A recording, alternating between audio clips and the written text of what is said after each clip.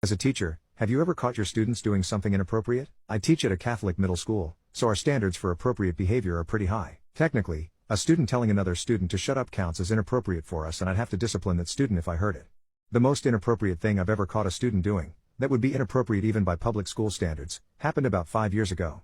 I was proctoring a standardized test near the end of the school year. All of the 8th graders had already been accepted into their high schools, and they just didn't care about the standardized test or anything else having to do with school at that point.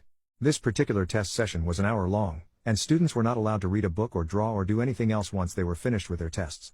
The idea is to prevent students from rushing through the test to get back to a book they're reading. The 8th graders rushed through the test anyway, because they just didn't care. One student literally put his name on his paper and turned it in with all of the answers blank. He'd been a discipline problem for the 2 years I taught him, and I was happy he was about to move on to high school. He turned in his answer sheet before I even sat down from passing out everyone's tests, smiled at me, returned to his seat, and put his head on his desk.